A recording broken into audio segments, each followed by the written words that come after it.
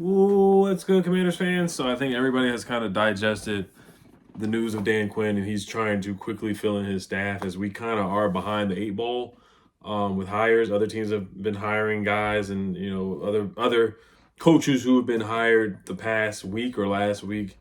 They've already started hiring their guys, so he is the last hire. So obviously he is a little bit behind the eight ball, but he'll quickly find his staff. I don't know if he's going to do a Ron Rivera style where he brings in a bunch of former Panthers, but it looks like he's already bringing a former Cowboy, former Packer. He did work with Whitt Jr., who was the former defensive passing game coordinator, and also what was he, the secondaries coach as well? Let me get this correct. Secondary and defensive passing game coordinator as well. Went to Auburn University.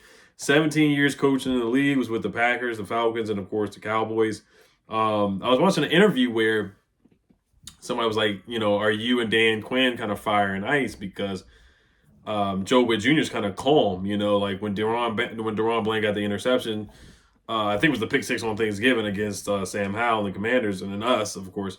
And you see Dan Quinn in the booth, he's just going crazy. He's turned up. And that's the thing where Ron Rivera and Dan Quinn are different. Dan Quinn will turn up. He will turn up. You see him in the booth getting lit, getting turned up when they get interceptions and sacks and stuff. You see him standing up in the booth with his hat backward and the pin in his cap, kind of like Al Harris a little bit. You will see Dan Quinn get locked in and kind of turns up. Now, I don't know if it's going to be different now because Dan Quinn's going to be the head coach. Is he still going to wear his? It doesn't matter. But I know people hate the arms folded of Ron Rivera. And just the kind of like the no emotions, just the stoic look. Is Dan Quinn still going to be turned up on? Is he going to be turned up on the sidelines like he was in the booth? But my point is that Whitt is the calm guy. They kind of say like fire and ice. Dan Quinn gets turned up, and Whitt in his interview he was like, "I'm always looking forward to the next play. I only celebrate when we win the game. I don't celebrate during the games." He's like, "I'm looking to see which guy needs to be in the formation on the next play, personnel, kickoff, stuff like that." Who needs to get a break? Who needs to go on the next play? So that was interesting to hear about Whitt Jr. there. Just some interesting nuggets on in that interview. Now let's look at his resume here. And one thing I will say about Dan Quinn, again, there's a lot to say because I made a quick video because I had to make a quick reaction. There was a lot going on at the time. Is that Dan Quinn? The difference between him and Rivera is that Rivera is not going to have to. Dan Quinn is not going to have to pick the players. He's not going to have to GM and be the president, the GM, and all that stuff that Ron Rivera was doing and have final say on things. We actually have a general manager that's going to make the picks, make the trades, sign the players, and it's not going to be a bunch of commanders and stuff like that. Dan Quinn will have a say. Like if he wants to bring in like a former Cowboy or like a former like a linebacker or something like that, or a corner or something like the free agents. Oh, look at the Cowboys free agent list. That's probably a video I'm going to make pretty soon. Is like Cowboys free agents that we could possibly poach or bring over. But that's going to be the big difference there is that Dan Quinn's not going to have so many hats that he has to wear. He can just focus on football, and that's it. Focus on the defense, hire an offensive coordinator, let that offensive coordinator do his thing, and then let everything else fall in line. Let Adam Peters do his thing as well. All right. So Whitt Jr., let's look at the Cowboys, what he did, of course, Trayvon Diggs, a bunch of interceptions. You want to say what you want to say about Trayvon Diggs. Does he get cooked on double moves, burnt sometimes? Yes, he does. But he forces turnovers. He catches interceptions. That's something that our defense does not do. We don't force turnovers. We drop interceptions. Deron Bland, does he get cooked? Sure. But he catches interceptions. He gets stops. He flips the field. He makes game-changing plays. And I think Whitt Jr., he's one of the guys that are a big part of that happening and getting guys in a position to make plays and force turnovers. And that's what they do. You look at his bio, the passing defense improved by leaps and bounds, ranking in the top 10 in opponent completions per game. 21.4, which is ninth. Completion percentage, third in interceptions. They had 26 interceptions. They were first in interceptions. That's that 2021 season where in 2020 they were so awful. Remember, we beat the brakes off them on Thanksgiving, just exposed their defense, how bad they were. And then the year after, they get Micah Parsons, they get Dan Quinn, Whitt Jr., a bunch of guys on the staff, and they play so much better and they force turnovers. Trayvon Diggs had a franchise high tying 11 interceptions. Overall, Diggs became the third Cowboy, fifth time to lead the league in interceptions, first ever since Everson Walls. And it kind of showed that it wasn't a fluke. Like, they get guys in position to make plays because when Diggs went down, Deron Bland led the league in interceptions. Pick sixes at that, too. So they show that they have a resume of getting guys in the right position to make plays. Maybe Emmanuel Forbes. We'll see what happens. Can he get Emmanuel Forbes in the right spots and get him to make plays and get back to his college form where he was forcing turnovers? Remember in the training camp or mini camp, it was like, oh, one coach was like, oh my gosh, he's making plays like Trayvon Diggs. Let's see if he can make plays and be in the right spots and make interceptions and make plays. Can he get the best out of Cameron Curl? Can he get the best out of Jamin Davis? Deron Payne? Does John Allen want to stay now because he sees a legitimate coach and Dan Quinn coming, a defensive-minded guy? So those are the things we got to look at too. Like John Allen, he's going to be like, hey, man, I want to stay now because I believe in what Dan Quinn is preaching to me, or I believe what Dan Quinn is talking to him about, you know. So those are some things there too. They also say safety Jaron Kearse paced the defense with a career-high 92 tackles during his first season with the team. While Anthony Brown set single-season career best in tackles, 79, pass breakup 17, and picks 3. Jordan Lewis proved versatility, yada, yada, yada. Okay. Whitt came to Dallas after serving the same capacity with the Falcons. Now, with the Falcons, they had a bad season that year. They were dead last in passing yards allowed. Now, some of it is just the personnel. You got to have the players. Now, they did have A.J. Terrell, who's a solid corner, but they got cooked. They gave up 4,697 passing yards. And he was the pass game coordinator. That was the same year that Dan Quinn got fired, where they went 0-5 to start off, and Raheem Morris got promoted. So those are some of the cons there. You look at that. Sometimes you just got to have better personnel, but that is concerning there too, that they were the worst defense in the NFL that year. A.J. Terrell, who put together a solid first-year quarterback, breaking up 7 passes and recording interception. That's the only write-up in his bio right there, because they completely ignored that they were the worst passing defense in the league. Looking at that defense altogether. Look at just all the points that they gave up that season. They gave up 38 against the Seahawks, 40 against the Cowboys, 30 against the Bears, 30 against the Packers, 23 against the Panthers.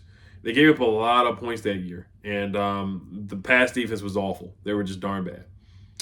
Oh my gosh! According to Jeremy Fowler, Chip Kelly is a candidate for Washington's offensive coordinator. I really hope that does not happen. We remember what happened with Chip Kelly with the Eagles. Now, that was when Chip Kelly was making all the decisions and stuff like that. I do not want Chip Kelly here as the offensive coordinator. I want to stay away from Chip Kelly. Now, Chip Kelly, maybe he's good as an offensive coordinator and not great as a head coach. Maybe we take him as an offensive coordinator, but I'd rather pass on that. I do have to look at who's available at the offensive coordinator position. Of course, not Eric Bieniemy. I would pass on him as well. All right, let's look at Joe Whitt's resume a little bit more here. Cleveland, he did a solid job with the Browns. They had 100 with the Packers. He was really good. He was with Cleveland 1 year as well. The Packers, he coached the Packers to a league high 176 interceptions while ranking 9th in opponent passer rating in the same span. That's from 2009 to 2017. He coached Traymon Williams, Sam Shields. I want to say Charles Woodson was on that team too. Yeah, in 2009, Whitt helped Hall of Famer Charles Woodson to the best season of his career, earning a Defensive Player of the Year honors on the strength of a career best 9 interceptions, 4 forced fumbles, 18 pass breakups, and 3 defensive touchdowns. Woodson is one of 11 defensive backs in the 49-year history of the award to be named Defensive Player of the Year. So that's a big thing on his resume right there, is coaching Charles Woodson, who was the Defensive Player of the Year. Whitt made his NFL coaching debut in Atlanta in 2007. So he's a Mike McCarthy guy too. Mike McCarthy coached with him with the Packers, and then Dan Quinn coached with Joe Whitt Jr. with the Falcons too. So they had a lot of connections there. Now, me personally, I thought he was going to bring over Al Harris to possibly be the defensive coordinator, but I know the Cowboys are interested in promoting Al Harris to the defensive coordinator position as well. So we'll see. I really want Al Harris to be a part of this staff. I want him to be like how our last defensive backs coach, Coach Harris, who's with the Titans. I would love for Al Harris to be on the staff. That's somebody who I really, really want to be on this staff too. But I think Joe Whitt Jr. is a good hire. You saw what he did with the Packers. You see what he's done with the Cowboys this year, this past 2 seasons. So he's a cool, calm, collected kind of guy, which is fine with me. It doesn't really matter to me as long as you get the job done. I just want to see what he does with Forbes, Ben St. Juste, and just the draft too. Like, what's the input? Like, if these guys were here, would they have drafted Gonzalez? Stuff like that. Are they going to do stuff? Now, they did. They had a miss in Calvin Joseph. That was not a good draft pick. Boss man Fat, he was pretty awful. But Deron Bland is a good pick. He's solid. Trayvon Diggs, they weren't here when they drafted him. They weren't there when the Cowboys drafted them. But just personnel to input too matters. It does. It matters. So, and just how you develop guys, that really matters as well. But yeah, I mean, we'll see, man. I like this pickup. It's expected. It's not pen to paper just yet. Aaron Wilson said they are expected to hire highly regarded Cowboys defensive pass game coordinator Joe Whitt Jr. is their new defensive coordinator. Dallas will be looking to replace him as well as Dan Quinn per sources. So a lot of people are saying expected. Remember, it's not a lock. Remember, everybody use that word lock. Ben Johnson's a lock. Oh, Adam Schefter came. I should have went live for this video. I should have went live tonight, but Adam Schefter with Kevin Sheehan said that Ben Johnson basically, like, he's just not ready. And he also said that it was kind of like a situation where the kid doesn't want to leave their parents' house, where he just feels comfortable where he's at. Dan Campbell is kind of like the dad of it all. And just the personality and just dealing with people too. I'm paraphrasing some of the interview, but you got to listen to the Kevin Sheehan interview with Adam Schefter. Basically, he kind of in a code word was saying not scared, but just kind of like comfortable where he's at, like a child living in their parents' house at the age of, like, no disrespect to people who are 30, 35 who live in their parents' house, or 40. You know, it is what it is, whatever the situation is. But kind of like that situation. You guys understand what I'm saying? Like, he's just not ready to leave the nest. He likes where he's at with Dan Campbell. And he only basically would have left if it was really just the Chargers. But just his personality right now, he's a reserve guy. The question marks about him being a leader of men and stuff like that, there's questions about that. You can kind of tell by his personality. But there's some quiet reserve coaches that do a good job. So, you know, I mean, I would have took him if he wanted to be here. But like, who cares? We're moving on once again. Don't want to keep bringing up Ben Johnson. But yeah, I like this. Yeah, the Commanders are working on scheduling an interview with Cowboys defensive pass game coordinator. This is Calvin Watkins. He's a Cowboys beat reporter, a person with knowledge of the team, thinking said Cowboys also interested in Whitt services as well. So yeah, 17 years of coaching experience. Falcons, Packers, Browns, and Cowboys, and then he was with the Citadel University wide receivers coach 2002 in Louisville, cornerbacks 2003 to 2006.